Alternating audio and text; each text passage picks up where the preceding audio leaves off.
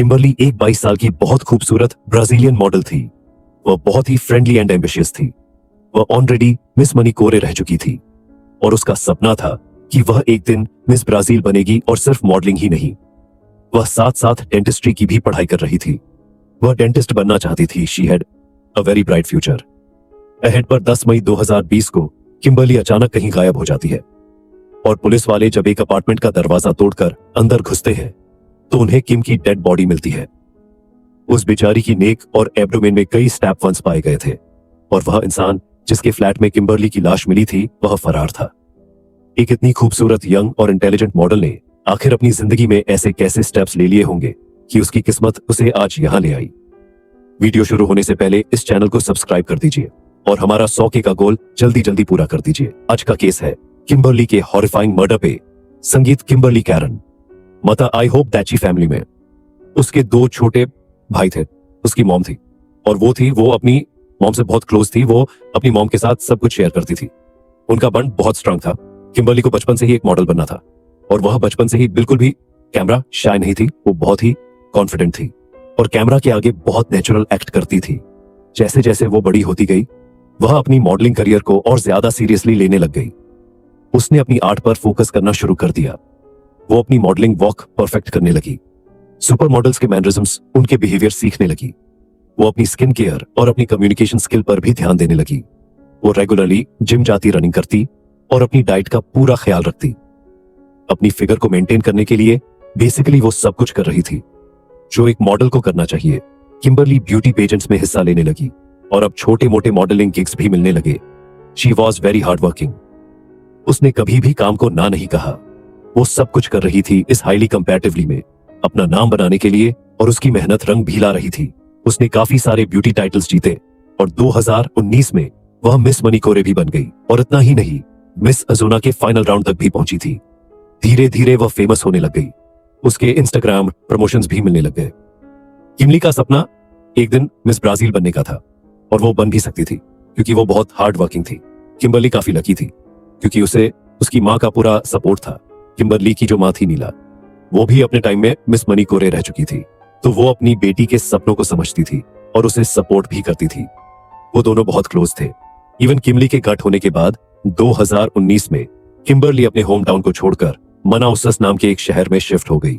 वहां उसने एक अच्छी यूनिवर्सिटी में एडमिशन ले लिया और वो डेंटिस्ट्री पढ़ने लगी। दिस जस्ट शोज कि मॉडलिंग के साथ साथ वो अपनी पढ़ाई पर भी पूरा ध्यान दे रही थी और वो डेंटिस्ट बनना चाहती थी।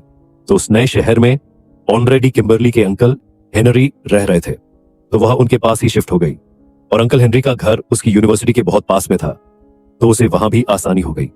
एक दिन अपनी क्लास खत्म होने के बाद किम्बरली अपने दोस्तों के साथ घूम रही थी कि उसकी मुंह मुलाकात हुई रफाल फरेंस से। रफाल एक 31 साल का आदमी था जो 2017 में मना हुआ शिफ्ट हुआ था किम्बरली से बस 2 साल पहले, और उम्र में जब वो किम्बरली से 10 साल बड़ा था। जहां किम्बरली के उस शहर में शिफ्ट होने की वजह पढ़ाई थी, रफाल उस शहर में शिफ्ट हुआ था।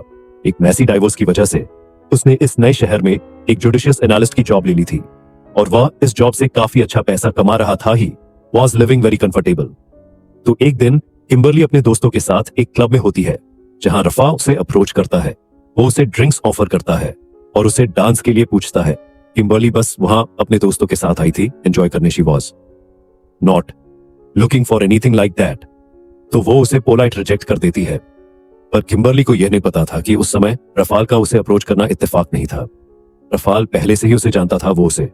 तब भी उसने किम्बरली को यह नहीं बताया कि वह जानता है कि वह कौन है, कि वह उसे आ पर फॉलो करता है। एनीवेज, तो किमली से रिजेक्ट होने के बावजूद रफाल का रुकने का कोई मूड नहीं था। अगले कुछ दिनों तक रफाल ने बेशर्म की तरह किमली को पर स्पैम करने लगा। वो लगातार बार बार उसे मैसेजेस करता रहा तब तक जब तक किम्बरली ने उसे फाइनली रिप्लाई नहीं दे दिया। उन दोनों ने कुछ दिन व्हाट्सएप में रफाल की इच्छा पूरी हो गई और उन दोनों ने ऑफिशियल डेट करना शुरू कर दिया। आई नो ये बार बार मैसेजेस करना worked out for Raphael, but please boys don't take any notes. शुरुआत में तो उन दोनों का रिलेशनशिप बहुत अच्छा चल रहा था, पर धीरे धीरे किम्बरली को यह हो गया कि रफाल बहुत टॉक्सिक है। किम्बरली ने अपने दोस्तों को बताया कि रफाल बहुत ही जेलस और पजेसिव बॉयफ्रेंड है। वो बार बार किम्बरली का फोन चेक करता है, उसके टेक्स्ट, उसकी कॉल्स, उसकी फोटोज, सब कुछ वो बार बार किम्बरली से लड़ता रहता था इन बातों पर कि वह किसको टेक्स्ट कर रही है, किससे बात कर रही है, कहां जा रही है, कैसी पिक्चर्स ले रही है या सोशल मीडिया पे क्या पोस्ट कर रही है। आई मीन ये तो उनके रिलेशनशिप की बस शुरुआत थी और वह अभी से इतना कंट्रोलिंग और ऑब्सेसिव था। नॉट दैट रिलेशनशिप के किसी भी स्टेज पर आपको ऐसा होना चाहिए, बट स्टिल उसने ने तो स्टार्टिंग में ही अपने रंग दिखा दिए थे। उसने किम्बरली को कहा कि वो कोई लड़के से बात नहीं कर सकती, कोई लड़के को दोस्त नहीं बना सकती। वो कंटिन्यूअसली किम्बरली को सर्वे कर रहा था, वो कहां जाती है, किससे मिलती है, everything he was very insecure. उन्हें डेट करते हुए सिर्फ 2 ही महीने हुए थे और रफाल इतना टॉक्सिक और कंट्रोलिंग था। उन दोनों की बात बात पर लड़ाइयां होनी शुरू हो गई और हर बार वजह रफाल की टॉक्सिसिटी ही थी। वो किम्बरली से लड़ाई झगड़ा करने के बाद उसे डेट्स पे लेके जाता, उसके लिए गिफ्ट्स लेके आता to make up for it. But again Kimberly एक हद तक ही सहन कर सकती थी। किम्बरली सिर्फ 22 साल की थी, वो डेंटिस्ट्री कर रही थी, मॉडलिंग कर रही थी, ब्यूटी पेजेंट्स में compete कर रही थी, तो उसे एक 10 साल बड़े इनसिक्योर आदमी की जरूरत नहीं थी जो बस उसकी लाइफ कंट्रोल करना चाहता था। किमली अब तंग आ गई थी और उसने अपने दोस्तों से कहा कि वह रफाल से ब्रेकअप करना चाहती है। 10 मई 2020 उस दिन किमली बहुत दुखी थी क्योंकि उस दिन मदर्स डे था और वह अपनी मॉम से दूर एक दूसरे शहर में थी और उसे क्लास से छुट्टी नहीं मिली। एज आई सेड बिफोर, वो अपनी मोम नीला के बहुत करीब थी और ये स्पेशल डे वो अपनी मॉम के साथ बिताना चाहती थी। उसने सुबह सुबह अपनी मॉम को विश किया और आज का पूरा दिन अपने दोस्तों के साथ बिताएगी और रात को घर आ जाएगी। पर रात के 10:30 रहे थे और किम्बरली अभी तक घर वापस नहीं आई थी। 10:30 पर किम्बरली ने अपने अंकल को टेक्स्ट किया कि वो रात को लेट आएगी तो वह बाहर वाला गेट खुला ही छोड़ दे ताकि अगर उसे आने में ज्यादा देर हो जाए तो वो चुपचाप अंदर आ जाए और अंकल डिस्टर्ब ना हो। हेनरी ने किम्बरली की बात मानकर दरवाजा खुला छोड़ दिया और खुद अंदर जाकर सो गए। पर जब वह सुबह उठे तो उन्हें रियलाइज हुआ कि किम्बरली अभी तक घर वापस नहीं आई है। उन्होंने किम्बरली को कई बार फोन मिलाया पर सामने से कोई भी जवाब नहीं आया। किम्बरली ने ऐसा पहले कभी नहीं किया था, वह जहां भी जाती थी बताकर जाती थी। टेंशन में आकर हेनरी ने रफाल को भी कॉल किए पर रफाल की तरफ से भी कोई जवाब नहीं आया। इसके ऊपर से किम्बरली की दोस्तों ने हेनरी को कॉल किया और उससे कहा कि किम्बरली उनका फोन नहीं उठा रही और उन्हें बहुत टेंशन हो रही है। इसके बाद हेनरी फौरन अपनी कार में बैठे और रफाल के अपार्टमेंट की तरफ निकल पड़े। उसके अपार्टमेंट पर पहुंच के उन्होंने बहुत देर तक उसका दरवाजा खटखटाया पर सामने से कोई भी जवाब नहीं आया। अब हेनरी को यकीन हो गया था कि किम्बरली और रफाल के साथ कुछ बहुत बुरा हो गया है। वह वहां से सीधा पुलिस स्टेशन गए और उन दोनों की एक मिसिंग रिपोर्ट फाइल कर दी। पुलिस वालों ने इस रिपोर्ट को ज्यादा सीरियसली नहीं लिया क्योंकि उनकी नजरों में वो दोनों एडल्ट्स थे। किम्बरली 22 साल की और रफाल 31 साल का था। तो पुलिस वालों ने सोचा कि हो सकता है वो दोनों एक ट्रिप पे निकल गए हो किसी को बिना बताए। It was not uncommon. तो इस पॉइंट पर ऑफिसर्स ने अपनी इन्वेस्टिगेशन में कोई भी अर्जेंसी नहीं दिखाई। हेनरी को इस बात का यकीन था कि किम्बरली यू बिना किसी को बताए कहीं नहीं जाती, तो उन्होंने किम्बरली की फोटो सोशल मीडिया पर शेयर करना शुरू कर दी और लोगों से मदद मांगी इस उम्मीद में कि उन्हें किम्बरली से जुड़ा कोई क्लू मिल जाएगा। पर अनफॉर्चुनेटली 12 मई 2020 को उन्हें रियलाइज हुआ द वर्स्ट हैज हैपेंड। उन्हें किम्बरली की डेड बॉडी मिली 12 तारीख को सुबह 4:30 पर। पुलिस वाले रफाल के अपार्टमेंट का दरवाजा तोड़कर अंदर घुस गए और जब वह बेडरूम की तरफ गए तो उन्हें जमीन पर पड़ी हुई खून से भरी हुई एक डेड बॉडी मिली जिसे शीट से कवर किया गया था। जब उन्होंने शीट को हटाया तो वह बॉडी बेशक किम्बरली की ही निकली। उसकी नेक और उसके एब्डोमेन में कई स्टैप वुड्स पाए गए थे और चारों तरफ खून फैला हुआ था। ऑफिसर्स को उस अपार्टमेंट की बालकनी से मर्डर वेपन भी मिल गया, खून से भरा हुआ एक किचन नाइफ और पूरे अपार्टमेंट में खून से भरे हुए पैरों के निशान भी थे। जिसने भी ये खून किया था वह घबराया हुआ हड़बड़ी में वहां से भाग गया था, सारे सबूत उस अपार्टमेंट में ही छोड़कर, और वो उस अपार्टमेंट का ऐसी भी ऑन छोड़कर गया था, शायद इस उम्मीद में कि वो बॉडी धीरे डिकम्पोज होगी या फिर उसमें से स्मेल नहीं आई। किबली की बॉडी तो मिल गई थी पर रफाल का कोई पता नहीं था ही। Was on the run of इस केस का नंबर 1 सस्पेक्ट बन गया और पुलिस उसे ढूंढने लगी। अगले दिन पुलिस को उस शहर से 600 किलोमीटर दूर रफाल की कार मिली जो कि क्रैश हो गई थी। सर्वेलेंस फुटेज से यह पता चला कि रफाल कार बहुत तेज भगा रहा था और टर्न लेते समय वह कार पलट गई और क्रैश हो गई, पर कार के आसपास या कार के अंदर रफाल नहीं था। डीओ और इन्वेस्टिगेशन के बाद पुलिस वालों को पता चला कि इस क्रैश के बाद रफाल अपनी कार से निकला। उसने फोन करके टैक्सी बुलाई और वह एक बैंक में गया कैश विड्रॉ करने। उसके बाद वह बोआ विस्ता नाम के एक शहर में गया, जहां पर वह वापस बैंक के अंदर गया आप पैसे विड्रॉ करने। यह जो शहर था बोआ विस्ता, यह वेनेजुएला और ब्राजील के बॉर्डर के बहुत पास था। तो पुलिस वालों ने अंदाजा लगाया कि रफाल इतना सारा कैश विथड्रॉवल से वेनेजुएला भागना चाहता है। इस हस्बैंड के साथ जब ऑफिसर्स ने बॉर्डर पर पूछताछ की तो उन्हें पता चला कि उनका शक बिल्कुल सही था। रफाल ने बॉर्डर क्रॉस करने की कोशिश की थी, पर थैंकफुली वह वहां पर ही पकड़ा गया। जब अथॉरिटीज ने रफाल को बोरे क्रॉस करने से मना कर दिया, उसे रोक दिया, तो वह वहीं जंगलों की तरफ भाग गया। इसमें एक चीज मुझे समझ में नहीं आई, अगर वह इलीगली बॉर्डर क्रॉस करने की कोशिश कर रहा था और अथॉरिटीज ने उसे पकड़ लिया था, तो उन्होंने उसे पकड़ के क्यों नहीं रखा? उसके खिलाफ कोई एक्शन क्यों नहीं लिया? उसे जाने क्यों दिया? आई डोंट नो, इट्स अजीब। 15 मई को पुलिस वालों को एक टिप मिली कि रफाल कहां छुपा हुआ है, और उस टिप को फॉलो करते हुए पुलिस वाले जब वहां पहुंचे तो उन्हें एक घने जंगल के अंदर एक झोपड़ी दिखी, और उस झोपड़ी के अंदर था रफाल जी। हाँ, वो पुलिस वालों से भागकर जंगल के अंदर जाकर एक झोपड़ी बनाकर रह रहा था। आई डोंट नो उसका वहां कब तक रहने का प्लान था, बट या वो वहां रह रहा था। पर इससे पहले पुलिस वाले रफाल को अरेस्ट कर पाते, उस झोपड़ी के बाहर एक बहुत ही क्रेजी चीज हुई। 6 आदमी जिनके हाथ में मसट थी, उन्होंने पुलिस वालों पर अटैक कर दिया। इट टर्न्स आउट रफाल ने उस जंगल में छुपने से पहले उन गार्ड्स को अच्छे खासे पैसे दिए थे उसे प्रोटेक्ट करने के लिए।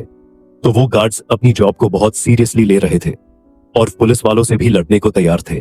पर थैंकफुली उस लड़ाई में किसी की जान नहीं गई, और पुलिस वालों ने इवेंचर समझाया कि वो एक क्रिमिनल को प्रोटेक्ट कर रहे हैं, कि रफाल इस लड़की के मर्डर में फरार है। वो लोग फाइनली पुलिस वालों की बात को समझे और उन्होंने रफाल को पुलिस के हवाले कर दिया। इतने दिन ढूंढने के बाद फाइनली रफाइंड उसने ही किया है और बताया कि उस रात को क्या हुआ था। रफाल ने बताया कि 10 मई की रात को उसने किम्बर्ली को उसके दोस्त के घर से पिकअप किया और वह रफाल के अपार्टमेंट में चले गए। इस सीसीटीवी फुटेज से यह कंफर्म होता है कि वो 11 बजे रफाल के अपार्टमेंट में जा रहे थे। इन सीसीटीवी फुटेज में वो दोनों एकदम नॉर्मल लग रहे हैं। उन्हें देखकर ऐसा नहीं लग रहा कि उन दोनों की कोई लड़ाई चल रही है या वो दोनों एक दूसरे से नाराज हैं। वो दोनों लिफ्ट से रफाल के अपार्टमेंट में चले गए और फिर लगभग 1:30 पर हम सीसीटीवी में देखते हैं कि रफाल अपने अपार्टमेंट से बाहर आया। वो अकेला बाहर आया या वो लिफ्ट में गया और फिर कहीं पर चला गया। रफाल इस फुटेज में एकदम नॉर्मल लग रहा है। His expression, his demeanour, everything seems fine. पर असलियत तो यह है कि ये अभी अभी अपने अपार्टमेंट से किम्बर्ली का मर्डर करके निकला है। And his calm composition makes him even as carrier. तो अब सवाल यह उठता है कि क्यों उसने किम्बर्ली का खून क्यों किया? तो रफाल ने बताया कि जब वो दोनों उसके अपार्टमेंट में थे तो पहले तो सब कुछ नॉर्मल चल रहा था, वो दोनों खुश थे। फिर किम्बर्ली नहाने चली गई और पीछे से रफाल ने उसका फोन चेक किया। वो उसका पूरा फोन चेक करने लगा, उसके notification messages, call logs, contact, text, सब कुछ। और रफाल ने बताया कि तब उसे किम्बर्ली के फोन में कुछ ऐसा दिखा जिसे देखकर उसे बहुत गुस्सा आया। दूसरे लड़कों के मैसेजेस जैसा कि मैंने पहले बताया कि रफाल बहुत इनसिक्योर था। वो नहीं चाहता था कि किम्बर्ली किसी और लड़के से बात करे या कोई मेल फ्रेंड रखे। रफाल ने बताया कि वह किम्बर्ली को कन्फ्रे पहले वह किचन के अंदर गया और वहां से सबसे बड़ा उठाकर उसने अपनी पेंट में छुपा लिया और किम्बर्ली के बाथरूम से बाहर आने का इंतजार करने लगा। किम्बर्ली बाथरूम से बाहर आई और आकर बेड पर लेट गई। तब रफाल ने उसे उन मैसेजेस के बारे में पूछा और किम्बर्ली ने कहा कि उसकी उन आदमियों के साथ किसी भी तरह की कोई भी रिलेशनशिप नहीं है। वो आदमी बस उसे मैसेजेस कर रहे हैं और वो उन्हें रिप्लाई नहीं कर रही, वो उन्हें इग्नोर कर रही है। रफाल ने कहा कि किम्बर्ली उससे झूठ बोल रही थी और उस बात से उसे इतना गुस्सा आया ही, गॉट सो इन्फ्यूरिएट, कि उसने अपनी पैट से वो को निकाला और किम्बर्ली की गर्दन में दे मारा। और वह वहां पर रुका नहीं, उसने किम्बर्ली की गर्दन और उसके पेट में कई बार चाकू मारा। यह सब इतना जल्दी हुआ कि किम्बर्ली को कुछ करने का टाइम ही नहीं मिला। She must be in shock. Rafale ने बताया कि किम्बर्ली की जान लेने के बाद वह वहां से भाग गया। इन्वेस्टिगेशन से पुलिस को पता चला कि किम्बर्ली का मर्डर करने के बाद रफाइंड गया था और उसने लाश को ठिकाने लगाने की भी कोशिश की, पर हर जगह खून फैले जा रहा था और उसकी लाश बहुत भारी थी। तो वह रुक गया और उसने हड़बड़ी में अपने पापा को कॉल कर दिया। उसने कॉल पर अपने पापा को सब कुछ बता दिया कि कैसे उसने किम्बर्ली की जान ले ली और उनसे एडवाइस मांगी कि अब उसे क्या करना चाहिए। रफाल के पापा ने उसे समझाया कि उसे फौरन खुद को पुलिस के हवाले कर देना चाहिए, पर रफाल सरेंडर करने के लिए तैयार नहीं था और वह भाग गया। रफाल ने कहा कि यह सब उसने गुस्से में आकर किया था क्योंकि किम्बर्ली ने उसे झूठ बोला था पर ये तो सिर्फ रफाल की साइड थी, काफी लोगों का। और किम्बरली की दोस्तों का ये कहना था कि उस रात को किम्बरली ने रफाल से ब्रेकअप करने की कोशिश की होगी। तो तब गुस्से में आकर रफाइंड वह किम्बरली को करता था। जितनी नजर किम्बरली पर रखता था तो चीटिंग का तो सवाल ही नहीं उठता। और तो और रफाल की एक्स वाइफ ने भी आगे आकर बताया कि उन दोनों का डाइवोर्स रफाल की इनसिक्योरिटी, उसके कंट्रोलिंग और एब्यूजिंग बिहेवियर की वजह से ही हुआ था। 28 अक्टूबर 2021 को रफाल को सजा सुनाई गई। उसे किम्बरली का मर्डर करने के जुल्म में 14 साल की जेल हुई। जी हां, फर्स्ट डिग्री मर्डर की सजा। सिर्फ 14 साल किम्बरली की जान की कीमत। सिर्फ 14 साल पूरे कोर्ट ट्रायल के दौरान किम्बरली की मां सिर्फ अपनी बेटी का केस ही नहीं बल्कि कैंसर से भी लड़ रही थी। और सैडली जिस दिन रफाई को सजा सुनाई गई उसी दिन उनकी भी मौत हो गई। This just makes it devastating. हमें पता है कि किमली अपनी मॉम के कितना क्लोज थी, वो उससे कितना प्यार करती थी। If there is an afterlife I hope वो दोनों वहां साथ हैं और खुश हैं। अगर आपको मेरी नरेशन पसंद आई है तो प्लीज इस वीडियो को लाइक एंड शेयर जरूर करना। मैं आपसे मिलता हूं अगली बार एक नए केस के साथ।